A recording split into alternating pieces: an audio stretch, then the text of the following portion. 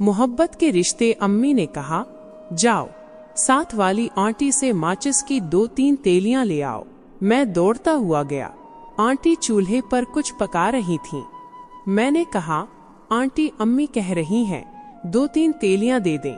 Aunty ने चूल्हे से एक जलती हुई लकड़ी निकालकर मेरी तरफ बढ़ा दी और कहने लगी, बेटा हमारी माचिस भी खत्म हो गई है, ये आग ले जाओ। शायद आज की नस्ल को ये बात अजीब लगे, लेकिन कभी ऐसा भी वक्त था जब आग भी अड़ोस पड़ोस से मांगी जाती थी।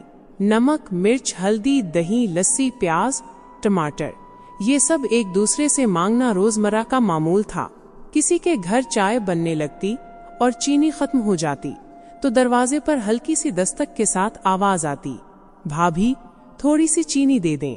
गांव में किसी के पास सिर्फ एक बेल होता तो दूसरा बेल पड़ोस से मांगकर हिल जूता जाता।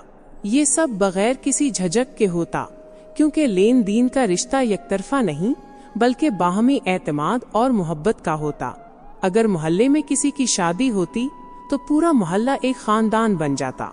चारपाइयाँ, बर्तन, चादरें, देगचे सब पड़ोस से आते। बर्तनों पर मार्कर से नाम लिखे जाते ताकि वापसी में आसानी हो। शादी का हर काम मोहल्लेदार मिलकर करते। कोई गोश्त काट रहा होता, कोई प्याज छील रहा होता और औरतें सहन में बैठकर देगों के लिए मसाला कूट देती। शादी सिर्फ 2 अफराद का नहीं बल्कि पूरे मोहल्ले का त्योहार बन जाती। फिर वक्त बदला, लोग तालीम याफ्ता हुए, आमदनी बढ़ी, सहूलियात आई, शादी हाल बने, कैटरिंग कंपनियों ने जिम्मेदारी संभाल ली। अब न बर्तन मांगने की जरूरत रही न चारपाइयाँ।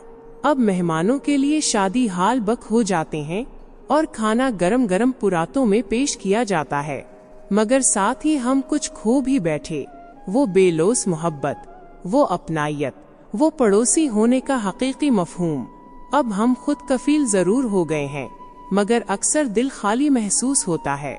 अब घर के दरवाजे पर दस्तक नहीं आती, भाभी थोड़ा नमक मिल जाएगा।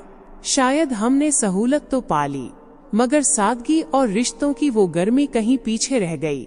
वक्त का पहिया आगे बढ़ता है, लेकिन कभी कभी दिल चाहता है कि वापस उसी वक्त में चला जाए जब आग भी बांटी जाती थी और मोहब्बत भी।